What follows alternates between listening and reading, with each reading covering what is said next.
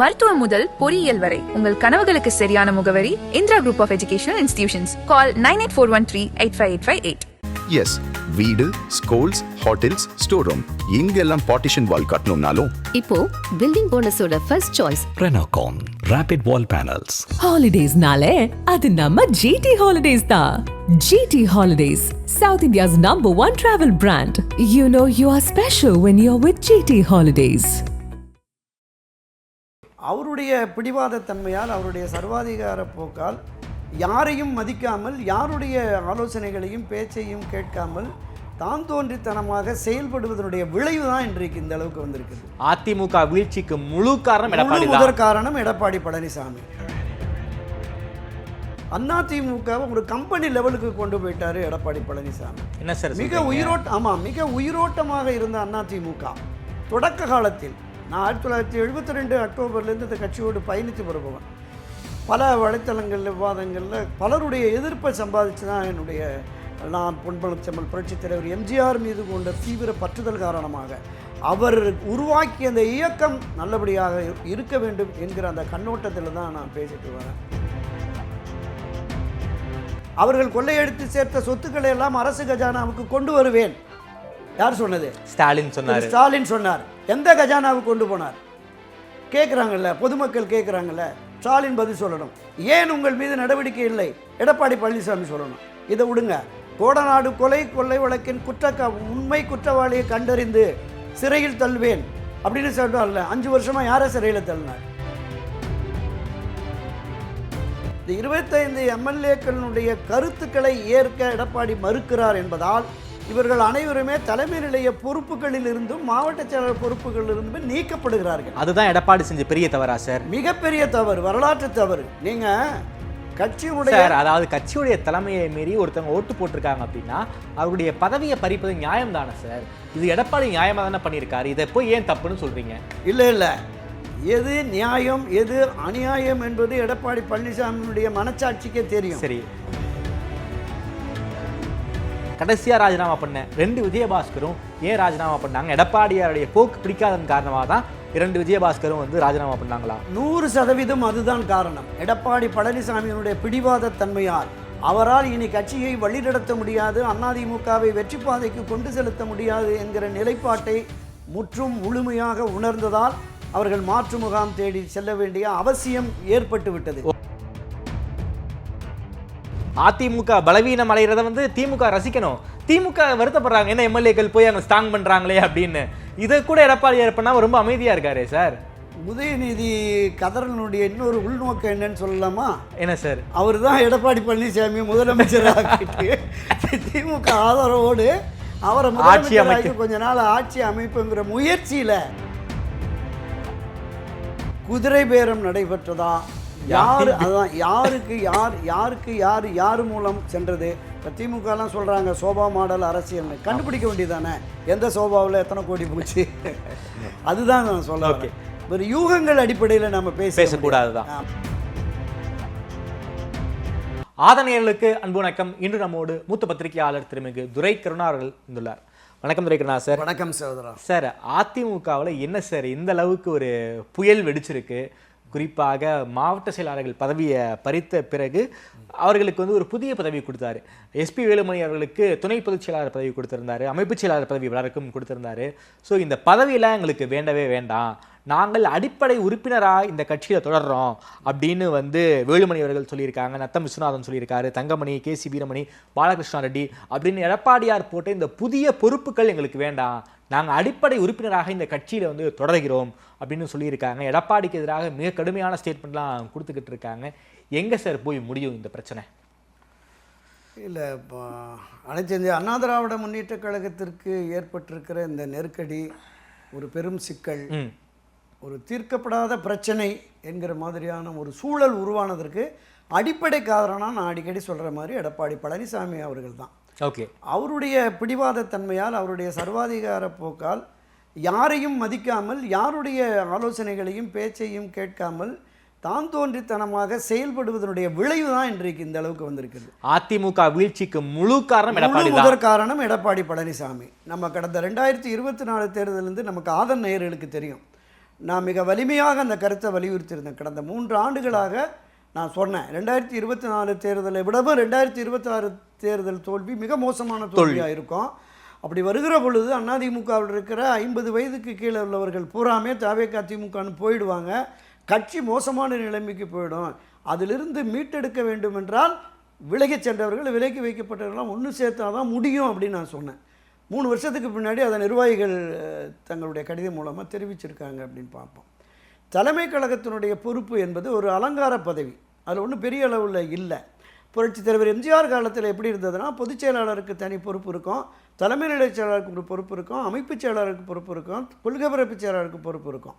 அந்த காலகட்டங்களில் கட்சியில் ஒரு அடிமட்ட கிளை செயலாளர் நிர்வாகிகளை நீக்கணும்னா பொதுச் செயலாளர் ஒப்புதலோடு அமைப்புச் செயலாளரை நீக்குவார், நடவடிக்கை எடுப்பார்.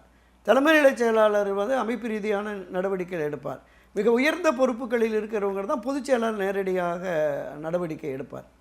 அப்படி ஒரு ஆரோக்கியமான அரசியல் தான் இருந்தது புரட்சித் தலைவர் எம்ஜிஆர் காலத்திலையும், அதை தொடர்ந்து செல்வி ஜெயலலிதா காலத்திலும் சில ஆண்டுகள் இருந்தது.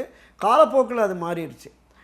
ஆனால் இந்த நிலைப்பாட்டிலிருந்து முழுவதுமாக மாறி அதிமுகவை ஒரு கம்பெனி லெவலுக்கு கொண்டு போயிட்டாரு எடப்பாடி பழனிசாமி. என்ன சார் மிக உயிரோட்டமாக இருந்த அதிமுக தொடக்க காலத்தில், நான் 1972 அக்டோபர்லேருந்து இந்த கட்சியோடு பயணித்து வருபவன், பல வலைத்தளங்கள் விவாதங்களில் பலருடைய எதிர்ப்பை சம்பாதிச்சு தான் நான் பொன்பழச்செம்மல் புரட்சித் தலைவர் எம்ஜிஆர் மீது கொண்ட தீவிர பற்றுதல் காரணமாக அவர் உருவாக்கிய அந்த இயக்கம் நல்லபடியாக இருக்க வேண்டும் என்கிற அந்த கண்ணோட்டத்தில் தான் நான் பேசிட்டு வரேன். பல பேர் பலவிதமான விமர்சனங்கள் இருந்தாலும் என்னுடைய ஒரே இலக்கு நோக்கம் என்பது கட்சி நன்றாக இருக்க வேண்டும் அப்படிங்கிற அடிப்படையில் தான் பேசிகிட்டு இருக்கேன். திரு எடப்பாடி பழனிசாமி அவர்கள் மீது எனக்கு எந்த தனிப்பட்ட குரோதம் இல்லை, கொடுக்கல் வாங்கல் வாய்க்கால் வரப்பு தகராறுலாம் இல்லை. கட்சி நன்றாக இருக்க வேண்டும் என்பது அந்த கருத்தாக்கத்தின் அடிப்படை தான் 2024 நம்ம குறிப்பிட்ட அந்த 6 பேர் வர்றாங்க. மோசமாக போயிடுச்சு, கட்சி நிலைமை மோசமாக போயிடுச்சு. அப்போவே பொதுவெளிகளில் தொண்டர்கள் மத்தியில் இப்படி டம்மி கேண்டிடேட்டாக போட்டிருக்காரு, திமுக ஈஸியாக ஜெயிச்சிருமே, அந்த தேர்தலில் பிரச்சாரத்துக்கு போன முன்னணியினரே சொன்னாங்க. நீங்கள் ஒரு கிராமத்தில் ஒரு வார்டு செயலாளரை பஞ்சாயத்து தலைவராக போட வேண்டியவங்கள நாடாளுமன்ற அறிவிச்சாங்க அப்படின்னு. அப்போ சந்தேக பார்வை இருந்தது. திமுக 100% வெற்றியை பெற வேண்டும் என்று இப்படி செயல்படுகிறாரோ, பாஜகவிலிருந்து வெளியேறி இப்படி ஒரு முடிவை எடுத்ததே திமுகவுக்கு ஆதரவு நிலையில் எடப்பாடி இருக்கிறாரோங்கிற சந்தேகம் இருந்தது. இதில் இன்னொரு மிகப்பெரிய சந்தேகம் என்னன்னா, 5 ஆண்டுகள் திராவிட முன்னேற்ற கழகம் ஆட்சி இருக்குது. நம்ம பேசியிருக்கோம் பல விஷயங்களில், பல சந்தர்ப்பங்களில் பொது விவாதங்கள் நிகழ்வுகளில் நான் குறிப்பிட்டிருக்கேன். எதிர்க்கட்சி தலைவராக இருக்கிற பொழுது திரு மு.க. ஸ்டாலின் எடப்பாடி உட்பட ஒரு 10-15 அமைச்சர்கள் மீது குற்றச்சாட்டு சொல்லி அவர்கள் மீது ஆதாரபூர்வமாக இந்த ஊழல் 800 கோடி ஊழல், 500 கோடி ஊழல், 2000 கோடி ஊழல், ஸ்மார்ட் சிட்டி ஊழல், பருப்பு ஊழல், பிடபிள்யூடி கான்ட்ராக்ட் ஊழல்னு பல்வேறு விதமான ஊழல் குற்றச்சாட்டுகளை சுமத்தி அதை கொண்டு போய் ஆளுநர்கிட்ட 98 பக்கம் குற்றப்பத்திரிகை தாக்கல் பண்ணி ஆளுநர் நடவடிக்கை எடுக்கலைன்னா திமுக ஆட்சி அமைந்ததுமே இவர்கள் மீது நடவடிக்கை எடுத்து 1996 அன்றைய முதலமைச்சர் திரு கருணாநிதி அவர்கள் எப்படி தனி நீதிமன்றங்களை நியமித்து செல்வி ஜெயலலிதா உட்பட பலரையும் சிறையில் தள்ளினார்களோ, அதே போல எடப்பாடி உட்பட பலரையும் சிறையில் தள்ளி அவர்கள் கொள்ளையடித்து சேர்த்த சொத்துக்களை எல்லாம் அரசு கஜானாவுக்கு கொண்டு வருவேன். யார் சொன்னது? ஸ்டாலின் சொன்னார். எந்த கஜானாவுக்கு கொண்டு போனார் கேட்குறாங்கல்ல, பொதுமக்கள் கேட்குறாங்கல்ல, ஸ்டாலின் பதில் சொல்லணும். ஏன் உங்கள் மீது நடவடிக்கை இல்லை? எடப்பாடி பழனிசாமி சொல்லணும். இதை விடுங்க, கோடநாடு கொள்ளை வழக்கின் உண்மை குற்றவாளியை கண்டறிந்து சிறையில் தள்ளுவேன் அப்படின்னு சொல்றாருல்ல, 5 வருஷமா யாரை சிறையில் தள்ளினார்? என்ன காரணம் கேட்குறாங்கல்ல, கட்சிக்காரன் கேட்குறாங்க. எடப்பாடியும் ஸ்டாலினும் அன்கோ போட்டுக்கிட்டாங்களா? ஏனென்றால் இந்த சந்தேகம் வலுப்படுவதற்கு காரணம் திமுக தயவோடு எடப்பாடி முதலமைச்சராக வந்து ஆட்சி அமைக்கலாம் என்கிற நிலைப்பாடு வந்ததா நேற்று கூட சொல்லிட்டார். பல பேர் சொன்னாங்க, இடதுசாரிகள் சொன்னாங்க, விடுதலை சிறுத்தைகள் திருமாவளவன் சொன்னார், IUML சொன்னாங்க, பொது உடைமை கட்சியை சார்ந்த தேசிய செயலாளர் பேபி அவர்கள் பேசினாரு, எல்லோருமே பேசினாங்க. அதை உறுதிப்படுத்துகிற வகையில் எடப்பாடி பழனிசாமியினுடைய புதுச்சேரி ரிசார்ட்ஸ் பேச்சும் இருந்தது. இந்த அரசியல் சூழல் என்பது நம்மை நோக்கி வருகிறது, ஒரு நல்ல செய்தி, இனிப்பான செய்தி வரும்னு 47 எம்எல்ஏ முன்னாலே அவர் பேசியது இந்த இப்போ எதிர்நிலைப்பாடு கொண்ட அந்த 25 எம்எல்ஏக்களும் தெரியும். அவங்க என்ன சொன்னாங்க, எடப்பாடி பழனிசாமி திமுகவின் ஆதரவோடு முதலமைச்சராக வரலாம் என்கிற முடிவை எடுத்தது தெரிந்துதான் இது ஆபத்தான போக்கு, காலமெல்லாம் புரட்சித் தலைவர் எம்ஜிஆர், அம்மா செல்வி ஜெயலலிதா ஆகியோர் திமுகவுக்கு எதிராக களமாடிய சூழலில் அவர்களை அரசியல் களத்திலிருந்தும் ஆட்சி அதிகாரத்திலிருந்தும் அப்புறப்படுத்த வேண்டும் என்று அதிமுகவை தொடங்கி செயல்பட்ட நிலையில் 54 வருஷத்துக்கு பிறகு அதே திமுகவோடு இணைந்து ஆட்சிக்கு வருகிற போக்கு என்பது யாராலும் ஏற்க முடியாது. அதனால தான் நாங்கள் தனித்து வந்து நம்முடைய ஒரே நோக்கம் திமுகவை ஆட்சி அதிகாரத்திலிருந்து அகற்ற வேண்டும். அப்படி ஆட்சி அதிகாரத்திலிருந்து அகற்ற நம்மால் முடியலை. எடப்பாடி 3வது இடத்துக்கு கொண்டு போயிட்டார். எதிர்க்கட்சி தலைவர் அந்தஸ்து கூட இழந்துட்டார். அப்போ இந்த நிலைப்பாட்டை திமுகவை ஆட்சியிலிருந்து அகற்றும் செயலில் தாவேகா ஈடுபட்டு ஆட்சி அதிகாரத்திற்கு வருகிறது. எனவே தார்மீக ரீதியில் அவர்களுக்கு தற்காலிகமாக ஆதரவு தருவோம் என்கிற நிலைப்பாட்டை எடுத்து தான் 25 சட்டமன்ற உறுப்பினர்கள் நம்பிக்கை வாக்கெடுப்பில் எதிராக ஓட்டு போட்டாங்க. அப்போ விமர்சனம் இருந்தது. இந்த பக்கம் எடப்பாடி பழனிசாமி தரப்பிலிருந்து விமர்சனம் பண்ணாங்க. இவர்கள் மீது விமர்சனம் இருந்தது. இந்த தகுதி இழப்பு வந்து விடுமோ என்கிற காரணத்தினால மீண்டும் சரண்டர் ஆகி ஒரு ஒற்றுமை என்று வந்தது. ஆனால் இந்த 25 எம்எல்ஏக்களுடைய கருத்துக்களை ஏற்க எடப்பாடி மறுக்கிறார் என்பதால் இவர்கள் அனைவருமே தலைமை நிலைய பொறுப்புகளில் இருந்தும் மாவட்ட செயலர் பொறுப்புகளில் இருந்துமே நீக்கப்படுகிறார்கள். அதுதான் எடப்பாடி செஞ்ச பெரிய தவறா சார்? மிகப்பெரிய தவறு, வரலாற்று தவறு. நீங்க கட்சியுடைய அதாவது கட்சியுடைய தலைமையை மீறி ஒருத்தவங்க ஓட்டு போட்டிருக்காங்க அப்படின்னா அவருடைய பதவியை பறிப்பது நியாயம் தானே சார்?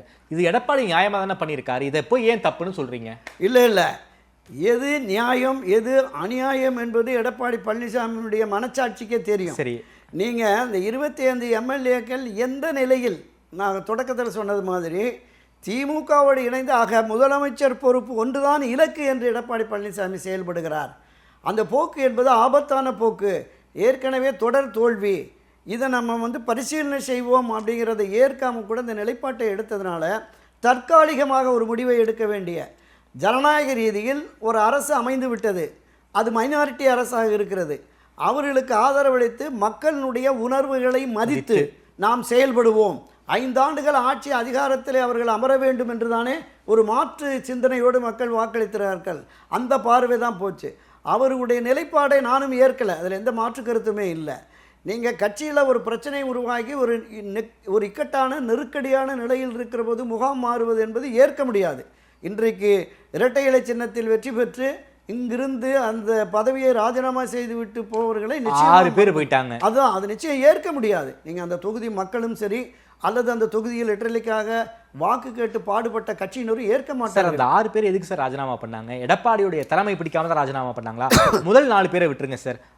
கடைசியா ராஜினாமா பண்ண 2 விஜயபாஸ்கரும் ஏன் ராஜினாமா பண்ணாங்க? எடப்பாடியாருடைய போக்கு பிடிக்காதன் காரணமாக தான் 2 விஜயபாஸ்கரும் வந்து ராஜினாமா பண்ணாங்களா? 100% அதுதான் காரணம். எடப்பாடி பழனிசாமியினுடைய பிடிவாத தன்மையால் அவரால் இனி கட்சியை வழிநடத்த முடியாது, அதிமுகவை வெற்றி பாதைக்கு கொண்டு செலுத்த முடியாது என்கிற நிலைப்பாட்டை முற்றும் முழுமையாக உணர்ந்ததால் அவர்கள் மாற்று முகாம் தேடி செல்ல வேண்டிய அவசியம் ஏற்பட்டு விட்டது. ஆனாலும் நான் அதை ஏற்கவில்லைங்கிறது தான். நான் மட்டுமல்ல, அதிமுகவில் பயணிக்கிற தொண்டர்கள் நிர்வாகிகளுமே அதை ஏற்க மாட்டார்கள். நீங்க அதாவது கட்சியினுடைய பெரும்பான்மையான 2ஆம் கட்ட தலைவர்கள் எடப்பாடியாருடைய முடிவை ஏற்கவில்லை நாம் எடுத்துக்கலாமா? ஆமாம். நீங்க தலைமை கழக பொறுப்புகளிலே பொதுச் செயலாளருக்கு அடுத்து துணை பொதுச் செயலாளர், அதற்கு அடுத்து தலைமை நிலைய செயலாளர், அடுத்து தலைமை கழகத்தினுடைய அமைப்பு செயலாளர்கள், இவங்க எல்லோருமே ஒட்டுமொத்தமாக சென்று கட்சி தோல்விக்கு என்ன காரணம் என்பதை ஆய்வு செய்வோம். நீங்கள் ராஜினாமா பண்ணுங்கன்னு கூட சொல்லலை, நான் கூட சொன்னேன்.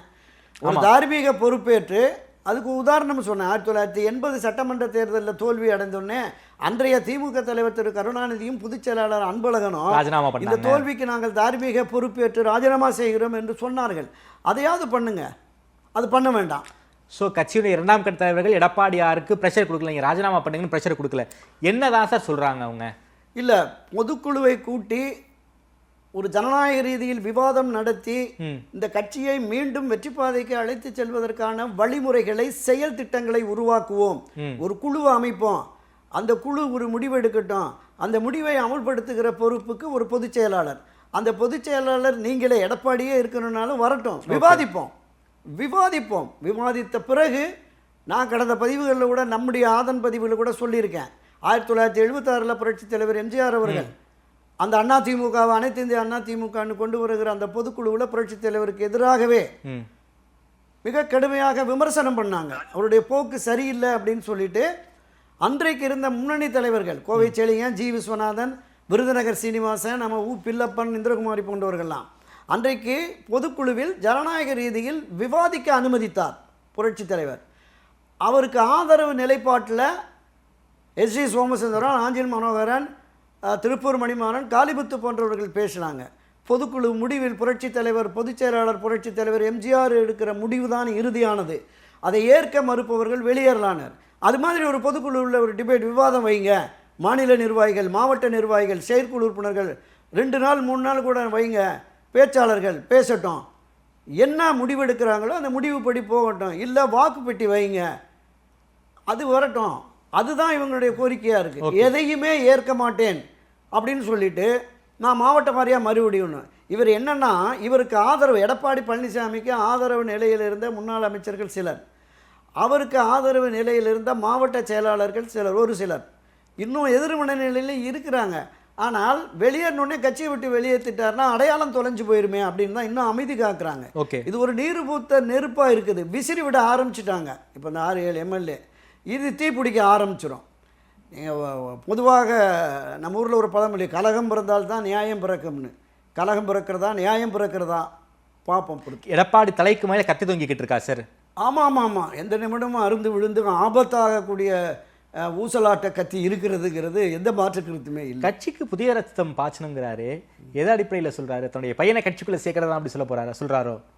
தாமரச்செல்வன் கரெக்டாக அந்த புள்ளிக்கு வந்துட்டீங்க. இந்த மூத்த தலைவர்களை பூரா வெளியேற்றுகிற, புறக்கணிக்கிற போக்கு என்பது இவருக்கு தீவிர ஆதரவாளர்களாக இருக்கிற, இன்னும் வெளிப்படையாக சொல்லப்போனால் இவர் எது சொன்னாலும் ஆமாம் சாமி போட்டுக்கொண்டு, நீங்கள் புரட்சித் தலைவரோட பெரிய ஆள், அம்மாவோட பெரிய ஆள், உங்களுக்கு செல்வாக்குங்கிறது பெருகி போச்சு, ஆளுமை என்பது இந்தியாவிலே உங்களை மாதிரி யாரும் இல்லை. என்ன சார் இப்படிலாம் தூபம் போடுறாங்க? ஆமாம் போட்டு நீங்கள் ஐநா சபையில் நீங்கள் நின்னா கூட அங்கே ஜெயிச்சு வந்துடுவீங்க. இப்படியெல்லாம் நீங்கள் ஒரு விஷயத்தை புரிஞ்சுக்கணும், அதிமுக என்பது யாருடைய பரம்பரை குடும்ப சொத்தும் அல்ல, 2 கோடிக்கும் மேற்பட்ட தொண்டர்களின் சொத்து. இந்த தொண்டர்களின் எண்ணம், மன உணர்வு என்பது அரசியலில் தேர்தல் களத்தில் திமுகவுக்கு எதிராக களமாடி அதை வீழ்த்த வேண்டும் என்பதுதான். கட்சி என்கிட்ட தான் இருக்கணும், கட்சி தோத்தாலும் ஜெயிச்சாலும் பரவாயில்ல அப்படிங்கிற போக்கில் ஒரு கட்சி தலைமை போனால் அதை ஏற்க மறுப்பார்கள். சார், எடப்பாடியாருக்கு ஒரே குறி, பொதுச் செயலாளர் பதவி மட்டும் என்கிட்ட இருக்கட்டும், மற்ற நீங்கள் என்ன வேணாலும் பண்ணிக்கோங்கிற மைண்ட் செட்டுக்கு அவர் வந்துட்டாரா?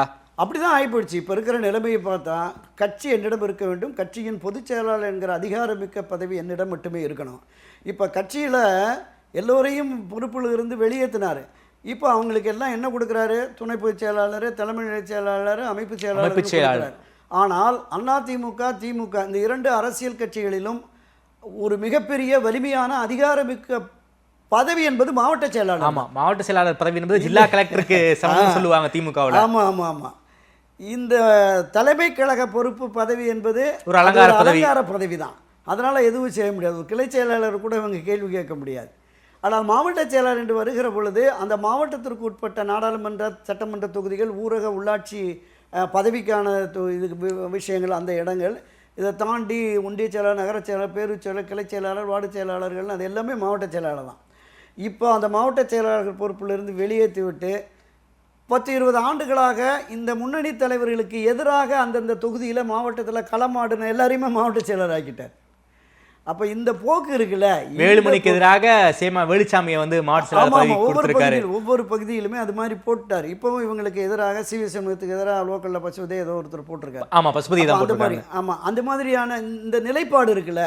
அப்போ தனக்கு ஆதரவாக, தனக்கு பின்னால் தன் மகன் பொறுப்புக்கு வந்தால் அவருக்கு ஆதரவான நிலைப்பாட்டில் செயல்படுவர்கள் மட்டுமே அதிமுக இருக்க வேண்டும் என்ற எண்ணமும் உணர்வும் எடப்பாடி பழனிசாமிக்கு மேலோங்கி விட்டதோ என்கிற சந்தேகம் ஆழமா இருக்குது. அதிமுக தன்னுடைய குடும்ப சொத்தை நினைக்கிறாரோ? இல்லை, நான் அதை வெளிப்படையாக சொல்லலை. யாருடைய குடும்ப சொத்தும் இல்லைங்கிறத நான் பதிவு பண்ணிட்டேன்.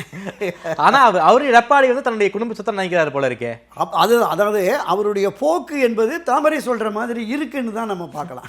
எனக்கு என் பக்கம் திருப்பி விட்டீங்க சார். திமுகவில் கூட அவங்க தோல்வி சார். அவங்க என்ன பண்ணுறாங்க, நம்முடைய கட்டமைப்பை சீரமைப்பு பண்ணணும் அப்படிங்கிறதுக்கு குழுவெல்லாம் இன்னைக்கு வந்து நியமிச்சிருக்காங்க. ஒரு ஆக்கப்பூர்வமான டிஸ்கஷன் அங்கே போய்கிட்டு இருக்கு. கீழே வந்து தொண்டர்கள் கிட்ட இருந்து அவன் ஏன் தோத்தோம் அப்படிங்கிறதுக்கான விஷயங்களை வந்து நிர்வாகிகளை போட்டு கரெக்ட் பண்ணியிருக்காங்க. குறிப்பாக அதில் வந்து பெருசாக அவங்க காம்ப்ரமைஸ் பண்ணிக்கல. மாவட்ட செயலாளர் நாம விசாரிக்கும் போது சம்பந்தப்பட்ட நபர் யார் மீது குற்றம் சொல்றாங்களோ அந்த சம்பந்தப்பட்ட நபர்லாம் வச்சுக்கல, ஒவ்வொருத்தரையும் தனித்தனியா கூப்பிட்டு வச்சு அந்த புகார் கடிதத்தை வாங்கினாங்க, அந்த புகாரை வந்து நோட் பண்ணாங்க அப்படிங்கிற விஷயத்த வந்து நாம வந்து உள்ளார பேசும்போது நமக்கு தகவல் கிடைச்சது. அங்க ஒரு டிஸ்கஷன் நடந்துகிட்டு இருக்கு, ஒரு ஆக்கப்பூர்வமான வேலை பண்ணிக்கிட்டு இருக்காங்க, அதுக்கு ஒரு குழுவையும் போட்டிருக்காங்க. அந்த மாதிரியான எந்த ஒரு வேலையும் அதிமுக பண்ணவே இல்லையே சார்.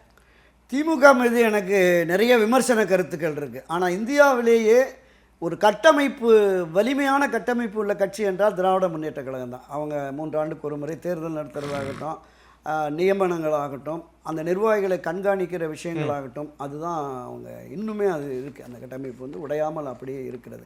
இன்றைக்கு தோல்வியடைந்து பிரதான எதிர்க்கட்சி என்ற வந்த நிலையிலும் கூட 36 பேர் கொண்ட குழுவை அமைத்து நீங்கள் சொன்ன மாதிரி அந்த ஆய்வு கூட்டங்களை நடத்தி மாவட்ட வாரியாக சென்று அந்த அறிக்கைகளை சமர்ப்பிச்சிருக்காங்க. நான் அதை படிச்சுக்கிட்டு இருக்கேன்னு திமுக தலைவர் சொல்றாரு. ஆமாம் அது எல்லாமே நான் படிச்சிருக்கேன்னு சொல்றாரு. இதை தாண்டி உயர்நிலை செயல்திட்ட குழு அவங்கள ஆலோசித்து எந்த மாதிரியான எடுக்கலாங்கிறது தான் அந்த 36 பேர் குழு. இப்போ இந்த அறிக்கை அடிப்படையில் ஒரு சீராய்வு குழுன்னு 6 பேர் கொண்ட குழுவை நேற்று அறிவிச்சிருக்கிறாங்க. இதுதான் ஒரு அரசியல் கட்சியுடைய செயல்பாடு. அடுத்த இலக்கை நோக்கி, வெற்றியின் இலக்கை நோக்கி கொண்டு வருவதற்கு, கட்சியை பலப்படுத்துவதற்கான விஷயமா அதை பண்ணுறாங்க. இப்போ ஜென்சின்னு ஒரு இளைஞர்கள் தாவேக்கா பக்கம் போயிட்டாங்க உடனே திமுகவில் இருக்கிற ஒரு சில இளைஞர்களையும் நம்ம கைவிட்டுறக்கூடாது அப்படின்னு அந்த ஜென்சி மீட்டிங்கை போட்டு அதையும் பலப்படுத்துவதற்கான வேலை. இப்போ மகளிரணி கூட்டம், அந்த மாணவரணி கூட்டம் இப்போ மற்ற கூட்டங்களையும் நடத்துகிறாங்க. அது வந்து கட்சியை ஆரோக்கியமான திசைவெளி கொண்டு செல்வதற்கான நடவடிக்கையாக பார்க்கலாம். அதை விட மோசமான தோல்வி இங்கே திமுகவிலேருந்து பெரிய அளவில் தாவேக்காவுக்கு 1-2 பேர் போகிறாங்க, பெரிய அளவுல இல்ல. ஆனா அதிமுகல இருந்து நிறைய பேர் போறாங்க, சிட்டிங் எம்எல்ஏ ராஜினாமா பண்ணிட்டு போறாங்க சார். ஆமா, அப்ப இவ்வளவு ஒரு ஆபத்தான நிலையில் அதிமுக இருக்கிற பொழுது அந்த அதிமுகவை வழிநடத்துகிற பொதுச் செயலாளர் எடப்பாடி பழனிசாமி அதை விடவும் தீவிரமா களமாடணும். அதை விடவும் தீவிரமா நீங்க குழு என்பது ஒரு மாவட்டத்துக்கு 10 பேர் கொண்ட குழு, 82 கட்சி மாவட்டம், 800 பேர் கொண்ட 10 பேர் அனுப்புங்க, தொகுதி வாரியாக போங்க, 234 தொகுதியும் போய் ஆய்வு நடத்துங்க. என்னன்னு திமுகவில் நான் பார்த்த வகையில் இந்த ஆய்வுக்கு சென்ற ஒரு 5-6 பேர்கிட்ட பேசினேன். அந்த ஆய்வில் கருத்துக்களை தெரிவித்த சில மாவட்ட ஒன்றிய நிர்வாகிகள்கிட்ட நான் பேசுகிறேன். அவங்க சொல்கிறாங்க, கட்சியில் வெளிப்படையாகவே இந்த பகுதியில் இருக்கிற மாவட்ட செயலாளர் உடனடியாக நீக்கணும், இந்த பகுதியில் அமைச்சராக இருக்கிறவருக்கு மாவட்ட செயல் பொறுப்பு வழங்கக்கூடாது, இப்படிலாம் சொல்லியிருக்காங்க. அவங்க எல்லா கருத்துக்களையும் எடுத்துக்கொண்டு வந்து இங்கே கொடுத்துருக்காங்க. அதனால தான் என்னுடைய உண்மைத்தன்மையை ஆய்ந்தறிய வேண்டும் என்று இப்போது அந்த சீராய்வு குழுன்னு ஒரு குழுவையும் போட்டிருக்காங்க. மறைந்த முன்னாள் முதலமைச்சர் திரு கருணாநிதி அவர்களுமே ஒவ்வொரு காலகட்டத்திலையும் இந்த மாதிரி குழுக்களை போட்டு ஆய்வு நடத்துவாங்க. தோல்விக்கான காரணங்களை ஆய்வு நடத்தி அதை சீரமைப்பு செய்வாங்க. மாநில நிர்வாகிகளோ மாவட்ட நிர்வாகிகளோ அவர்கள் எதிரான கருத்து கொண்டவர்களாக, அவர்கள் மக்கள் மத்தியில் அதிருப்தியுடையவர்களாக இருந்தால் அவங்கள மாற்றுவாங்க. அந்த வேலைகள்லாம் நடக்கும். ஸோ அந்த இதில் ஒரு 10% வேலைகள், ஏன் 1% வேலையை கூட எடப்பாடி பழனிசாமி எடுக்கலைங்கிறது தான் இங்க இருக்கிற நிர்வாகிகளுடைய குற்றச்சாட்டாக. அதிமுக எம்எல்ஏக்கள் ராஜினாமா பண்றாங்க, அதை எதிர்த்து உதயநிதி லிட்டரலா கதறாரு. எம்எல்ஏ போறாங்களே அதிமுக எம்எல்ஏ ராஜினாமா பண்றாங்களேன்னு ஒரு ஆற்றாமையில வந்து அறிக்கை கொடுக்கிறாரு, பிரஸ்ல பேசுறாரு. எடப்பாடியார் ஒரு அறிக்கை கூட விடலையே சார் அவரு. இல்ல, எவ்வளவு பெரிய போக்கு இது. இரட்டை இலையில் வெற்றி பெற்று உங்களுக்கு அளித்த வாய்ப்பை 30-40 ஆண்டுகள் இந்த கட்சியிலிருந்து பதவி பொறுப்புகள் இருந்த நீங்கள் தார்மீகமாக இந்த நிலைப்பாட்டை நீங்கள் எடுப்பது ஏற்க முடியாது. தொண்டல் ஏற்க மாட்டான், கட்சி ஏற்க மாட்டான், இது தலைவருக்கு செய்கிற துரோகம், அம்மாவுக்கு செய்கிற துரோகம். கொடுங்களேன், ஒரு ஸ்டேட்மெண்ட் கொடுங்களேன். ஒன்றுமே வரலையே. உதயநிதி கதறாரு. நீங்க வந்து பேரம், குதிரை பேரம் நடக்குதுன்னு வந்து லிட்டரலா வந்து அதிமுக எம்எல்ஏக்கு, அதிமுக பலவீனம் அடைகிறத வந்து திமுக ரசிக்கணும், திமுக வருத்தப்படுறாங்க, என்ன எம்எல்ஏக்கள் போய் அங்க ஸ்ட்ராங் பண்றாங்களே அப்படின்னு. இதை கூட எடப்பாடி பண்ணா ரொம்ப அமைதியா இருக்காரு சார். உதயநிதி கதறனுடைய இன்னொரு உள்நோக்கம் என்னன்னு சொல்லலாமா? என்ன சார், அவர் தான் எடப்பாடி பழனிசாமி முதலமைச்சராகிட்டு திமுக ஆதரவோடு அவரை முதலமைச்சராகி கொஞ்ச நாள் ஆட்சி அமைப்புங்கிற முயற்சியில இருந்தாரு திரு உதயநிதி அவர்களும் அவருடைய குடும்பத்தார்கள் மற்றும் 1-2 தொழிலதிபர்கள்லாம் இருந்தாங்க. அதுவும் மண்ணாகி போயிடுச்சு. அதுதான். அதுவும் இல்லாம தாவேக்கா எம்எல்ஏக்களை வந்து பேரம் பேசுவதற்கான முயற்சியெல்லாம் நடந்திருக்குன்னு ஒரு குறிப்பிட்ட சில பேர் வந்து கைதெல்லாம் பண்ணியிருக்காங்க. நிச்சயமா திமுகவினருக்கு இன்னொரு பார்வை, ஆர்எஸ் பார்வை சொன்ன மாதிரி நாங்க பங்காளிகள், எங்களுக்குள்ள சண்டை போட்டுக்குவோம், இன்னொரு சக்தி, ஒரு தேசிய சக்தி இங்க வந்துடக்கூடாதுங்கிறது அது திமுகவினர் பெரும்பாலோருடைய எண்ணமாகவும் இருக்கு. நீங்கள் இந்த எடப்பாடி பழனிசாமியை முதலமைச்சராக்கி திமுக ஆதரவு தருவதாக சொல்லுகிறார்கள் என்று டிகேசி இளங்கோவன் அந்த கட்சியினுடைய அமைப்பு செயலாளர் திமுக அவர்கிட்ட செய்தியாளர் கேட்குற போது உங்களை மாதிரி வதந்திகளாக இந்த மாதிரி தகவல்கள் ஊடாடிக்கிட்டு இருக்கு, ஒருவேளை அப்படிப்பட்ட ஒரு முடிவை எங்கள் கட்சியின் தலைவர் தளபதி மு.க. ஸ்டாலின் எடுத்தால் நாங்கள் அதுக்கு உடன்படுவோங்கிற. ஆமாம், அப்போ அந்த கருத்தாக்கம் அங்கே உருவாகிடுச்சு. இந்த விஜய் தலைமையில் ஒரு புதிய ஆட்சி அமைந்துவிடக் கூடாதுன்னு திமுக விரும்புறாங்க. போக்கு திமுகவில் இருந்தது, அதிமுகவில் இருந்தது. எனவே இணைந்து நாம செயல்படுவோங்கிற அந்த கருத்தாக்கம் அங்க வந்ததனுடைய நோக்கம் தான் அது. அதனால தான் இப்போ உதயநிதி கதறல். சார் நீங்க சொல்றத பார்த்தா இன்னும் அதிமுக இருந்து எம்எல்ஏக்கள் பலரும் ராஜினாமா பண்ணிட்டு டிவிகேல சேருவாங்க போல இருக்கே சார். ராஜினாமா இன்னைக்கு அதிகமாகும்னு நினைக்கிறேன். இல்லை, கடந்த 1-2 நாட்களாக நம்ம ஊடகங்களில் வலைத்தளங்களில் ஒன்று போயிட்டு இருக்கு. அவங்க இலக்கு 12 எம்எல்ஏக்களோட இடைத்தேர்தலை சந்திக்க. அப்படியா? 12 தொகுதிக்கு தேர்தலை சந்திக்க போனோம். ஆமாம், கடந்த 1 மாதத்துக்கு முன்னாடி நம்ம ஆதரில் பேசுகிற போதே ஆதவர்ஜுனா சொல்லியிருக்காரு, ஒரு 12 பேர் லிஸ்ட் கையில் வச்சிருக்காருன்னு பேசணும். அது இப்போ கொஞ்சம் கொஞ்சமாக வெளியில் வருது. ஓகே, என்னை பொறுத்தளவில் அடுத்த விக்கெட் யார் சார்? இல்லை, என்னை பொறுத்தளவில் அதிருப்தியில் எடப்பாடிக்கு எதிரான மனநிலை கொண்டு தாவேக்காவுக்கு அந்த நம்பிக்கை வாக்கெடுப்பில் வாக்களித்த 25 பேருமே எடப்பாடிக்கு எதிரான மனநிலையில் இருக்காங்க. ஓகே, ஆமாம். அதில் எத்தனை பேர் வருவார்கள், எவ்வளவு பேர் வருவாங்க, நிச்சயமாக அது நம்ம உறுதியாக சார். டிவிகே கிட்ட இப்போ வந்து 107 எம்எல்ஏக்கள் இருக்காங்க சார். 1 திருச்சி கிழக்கு 108 + 6 எம்எல்ஏக்கள் ராஜினாமா பண்ணியிருக்காங்க, 114. Magic number 118. இன்னும் ஒரு 4 எம்எல்ஏ. நீங்க சொல்றது பார்த்தா 12 எம்எல்ஏக்கள்னு சொல்றீங்க அப்படின்னா நம்பர் இன்னும் அதிகமாகும் போல இருக்கே. ஆமா, இப்ப 107 அவங்களுக்கு 107 அவங்களுக்கு ஒன்று அவங்களுக்கு 5 பேர் வழிய வந்து ஆதரவு தெரிவிச்சு. 6 பேர்ல சார் கணக்கு. இல்ல நம்ம இவங்க காங்கிரஸ் கட்சி. இல்ல, காங்கிரஸ் விட்டுருங்க. ஓகே, அது தனியா வச்சுப்போம் சார். அது உறுதியானது. அப்ப இந்த 107 5 112. ஆமா, இப்ப சந்தேகத்துக்கு இடமானது இடதுசாரி 4 பேர் தான். ஏன்னா விசிகா ஆட்சியில் இருக்காங்க, இருப்போம். ஐயுஎம்எல் தொடர்ந்து 5 வருஷம் இருப்பன்ட்டாங்க. இந்த 4 பேர் ஆதரவு இருக்கு. அப்ப இந்த 107 + 5 12 இந்த 4 116. அப்ப இன்னும் 2 இடம் தான் 118க்கு 2 இடம் தான். இல்ல சார், கால்குலேஷன் தப்பாகுது. 107 வந்து டிவிகே சார், 5 காங்கிரஸ், 6 ராஜினாமா பண்ண எம்எல்ஏக்கள் +1 திருச்சி கிழக்கு 119 வந்துருந்துச்சு. 119 வந்துருச்சு. இப்போ இந்த ராஜினாமா பண்ணவங்க விசில் சின்னத்தில் நின்று வெற்றி பெற்றால்தான் அது ஆமா கொண்டு வரும். நான் இப்போதைக்கு இருக்கிற நிலையை இப்போ +4 கம்யூனிஸ்ட், 2 ஐயுஎம்எல், 2 விசிகா இருக்காங்க. ஆமா சார், எனக்கு இன்னொரு சந்தேகம் சார். ஐயுஎம்எலும் சரி, விசிகாவும் சரி, கம்யூனிஸ்டும் சரி, காங்கிரஸும் சரி, நாங்க உங்க ஆட்சி கவிழ்வதற்கு காரணமா இருக்க மாட்டோம், வெளிப்படையா ஆதரவு கொடுக்குறோம்னு சொல்லிட்டாங்க. கம்யூனிஸ்ட் என்ன சொல்லியிருக்காங்க, நாங்கள் வெளியே இருந்து ஆதரவு கொடுக்குறோம், ஆனால் நாங்கள் உங்கள் ஆட்சி கவிழ்வதற்கு காரணமாக இருக்க மாட்டோம்னு சொல்கிறாங்க. அப்படி இருக்கக்கூடிய சூழலில் எதுக்கு வந்து அதிமுக இருந்து எம்எல்ஏக்களை பர்ச்சேஸ் பண்ணணும்? இது குதிரை பேரமா இல்லையா சார்? இது குதிரை பேரம் இல்லைங்கிறாங்க. நடப்பது குதிரை பேரமா இல்லையா? அதாவது நீங்கள் ராஜினாமா பண்ணுங்க, எங்ககிட்ட வந்து சேருங்க, உங்களுக்கு மறுபடியும் நான் வந்து பதவி கொடுக்குறேன், 2 பேருக்கும் ஆதாயம் இருக்குது. அதை நம்ம குதிரை பேரம்ங்கிற வார்த்தையில் சொல்லுவதற்கு என்ன தயக்கம் இருக்குது? தமிழக வெற்றி கழகத்தை பொறுத்தளவில் ஒரு மிகப்பெரிய ஒரு பொன்னான வாய்ப்பு, அவங்க கோல்டன் ஆப்பர்ச்சுனிட்டிங்கிற மாதிரி. எந்த அரசியல் கட்சிக்கும் எந்த அரசியல் தலைவனுக்கும் இந்த மாதிரியான வாய்ப்பு கிடைக்கல சார். அப்போ மக்கள் கொடுத்த இந்த ஆட்சி அதிகாரத்தை 5 ஆண்டுகள் கொண்டு செலுத்த வேண்டும் என்கிற அந்த ஆவல், ஆசை கட்டாயமாக அவங்களுக்கு இருக்கு. அப்போ வெறும் நித்தியகண்டம் பூர்ணாயுசு இடதுசாரிகளையோ மற்றவர்களையோ நம்பி இருப்பதை விட தனக்கான ஆதரவு நிலைப்பாடு என்பது நிரந்தரமாக 5 ஆண்டுகள் ஆட்சி பயமின்றி நடத்தலாம் அப்படிங்கிற பார்வை இருக்கு. அதனால யாரெல்லாம் ஆதரவு கரம் நீட்டுகிறார்களோ அவர்களை நாம் கொண்டு வந்து கட்சியில் சேர்ப்பது, அவர்களுக்கு கட்சி சின்னத்தில் போட்டியிடுவது, அவர்களை வெற்றி பெற செய்வது என்கிற பார்வை தாவேகாவுக்கு இருக்கு. இதுல என்ன பேரம், குதிரை பேரமா யானை பேரமாங்கிறது நமக்கு தெரியல. சரி, இப்போ இந்த பக்கம் யாரெல்லாம் குதிரை பேரத்துக்கு உட்படுத்தப்படுகிறார்கள் அப்படின்னு சொல்கிறோமோ அவங்க என்ன சொன்னாங்க, சண்முகம், எஸ்பி வேலுமணி, இவங்க எல்லாமே எங்களுடைய நோக்கம் திமுகவை ஆட்சியிலேருந்து அகற்றணும், எங்களால் முடியல, தாவேக்கா அகற்றிடுச்சு, அது வந்து இப்போ மைனாரிட்டியாக இருக்குது, அப்போ தார்மீக அடிப்படையில் ஆதரவு கொடுக்குறோம் அப்படின்னு தான் வந்தாங்க. இங்கே என்ன சொன்னாங்க, தாவேக்கால ஒரு நட்பு ரீதியில் ஒரு தோழமை உணர்வோடு அவங்க எங்களுக்கு ஆதரவு தெரிவிக்கிறாங்க, எடப்பாடி பழனிசாமியினுடைய அந்த சர்வாதிகார போக்கால் அந்த கட்சியில பயணிக்க முடியாது, இனி தங்களுக்கு அரசியல் எதிர்காலம் இல்லை என்று கருதி சிட்டிங் எம்எல்ஏஸ் வர்றாங்க. அதனால அவங்க விருப்பத்தை நாங்க எங்கிட்ட வர்றவங்களை நாங்க தடுக்க முடியாது, வேண்டான்னு சொல்ல முடியாது. ஏன்னா இவங்களுக்கு தேவையும் இருக்கு சார். அப்ப இந்த பேரங்கள் இல்ல இப்ப இந்த குதிரை பேரங்கள் என்பது யார் யாரிடம் நடத்தியது, எங்கிருந்து எவ்வளவு பணம் கைமாறியது, ஆதாரபூர்வமாக நீதிமன்றங்களை நியமிக்கிற பொழுதுதான் இது நமக்கு வெளிச்சத்துக்கு வரும். தூய சக்திங்கிறாங்க சார். நாங்கள் எங்களுடைய ஆட்சி தான் ஊழல் இல்லாத ஆட்சி, நாங்கள் வெளிப்படைத்தன்மையாக ஆட்சி பண்ணுறோம், ஊழல் செஞ்சவங்களை ஊழல் செய்ய மாட்டோம், ஊழல் செஞ்சவங்களை சும்மா விட மாட்டோம்னு சொல்கிறாங்க. விஜயபாஸ்கர் என்ன உத்தமரா சார்? அவர் பேரில் வந்து குட்கா ஊழல் இருக்குது, இடி கேஸ் இருக்குது, சிபிஐ கேஸ் இருக்குது.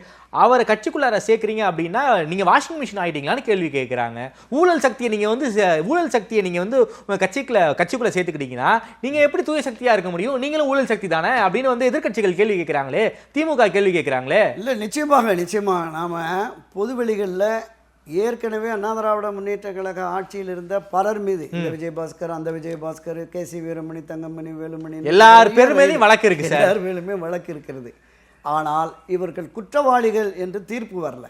சரி, அதுதான் அவங்க காரணமா சொல்றாங்க. ஓகே, எல்லோரும் மீதுமே வழக்குகள் இருக்கிறது. சரி, இந்த வழக்குகள் முடிந்து குற்றவாளி என்று அவருக்கு சிறை தண்டனை விதிக்கப்படுகிற பொழுது என்ன நடவடிக்கைன்னு பார்ப்போம். ஓகே, அரசியல்ல அதுதான் சொல்றேன், ஒரு மிக தூய்மையானவர்கள் அப்படின்னு கண்ணுக்கு எட்டு வரை நமக்கு தெரியல.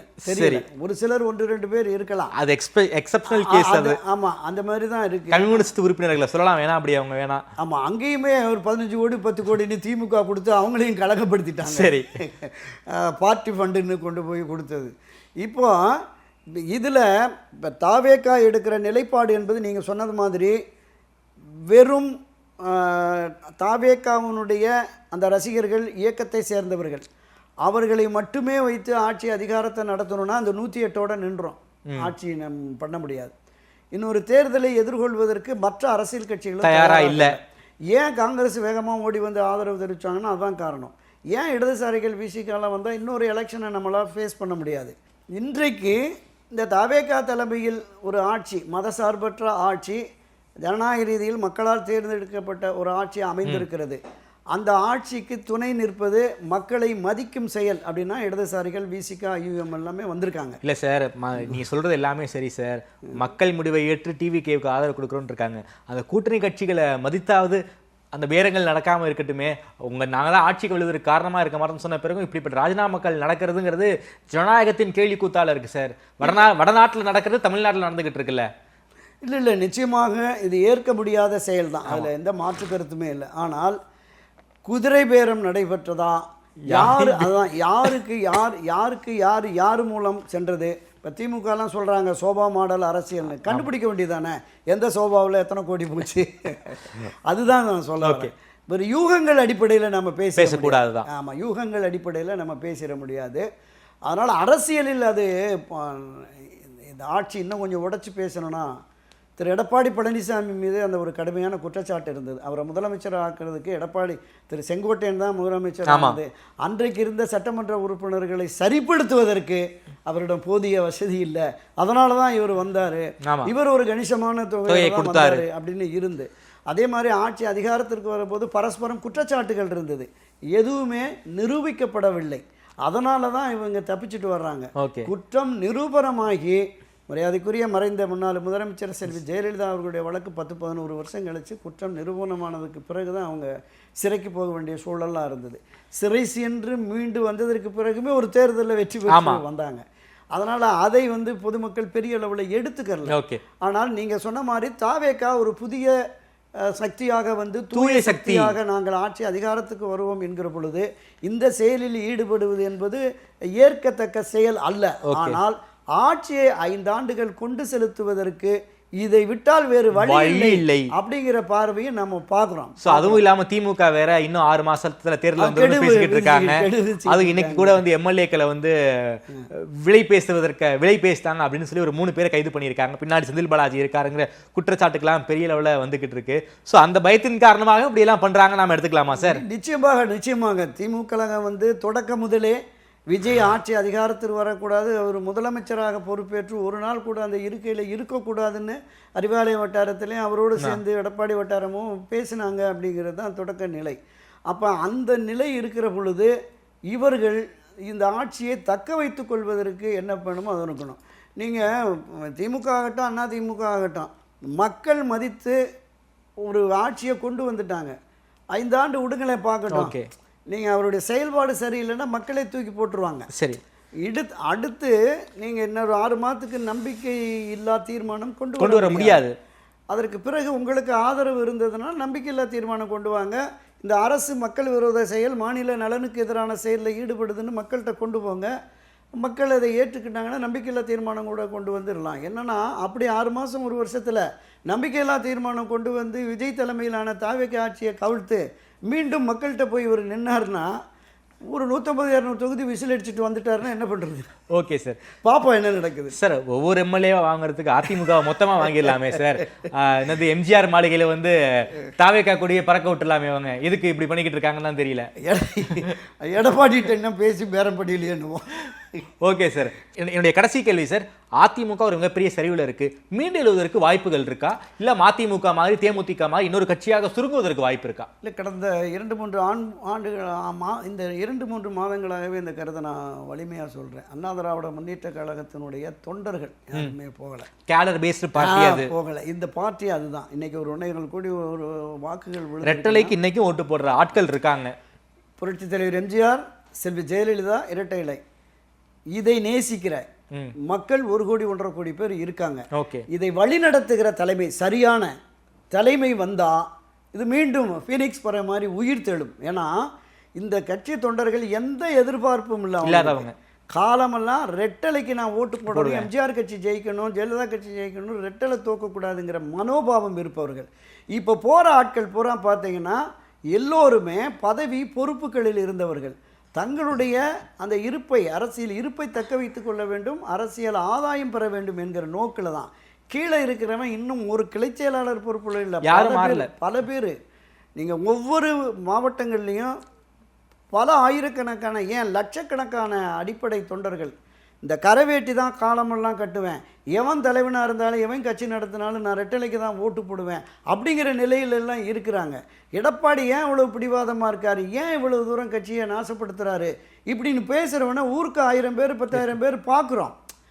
அவன் வெளிப்படையாக வந்து ஊடகங்களில் வந்து பேச முடியாது, அவனுக்கான வாய்ப்பு இல்லை. ஆனால் அந்த பொறுமல் இருக்கிறது. அதை கட்சி தலைமை எடப்பாடி பழனிசாமி உணர வேண்டும். தன்னை சுய பரிசோதனைக்கு உட்படுத்தி இந்த கட்சி முக்கியம், இந்த கட்சியின் நலன் முக்கியம், கட்சியின் எதிர்காலம் முக்கியம், கட்சியின் வெற்றி முக்கியம் என்று கருதி தன்னுடைய சுயநலத்தை விட்டொழித்தால் இந்த கட்சிக்கு நிச்சயம் எதிர்காலம் இருக்கிறது. 100% இது உண்மை. எடப்பாடியார் காதுகளுக்கு கொண்டு போய் சேரட்டும். என்ன முடிவெடுக்க போறாருன்னு தெரியல. அதிமுக நலன் சார்ந்து பல்வேறு விஷயங்கள் பற்றி ரொம்ப வெளிப்படையாக பேசியிருக்கீங்க. நேரில் நேரம் கொடுத்து பேசி நன்றி தெரிவிக்கிறேன் சார். நன்றி.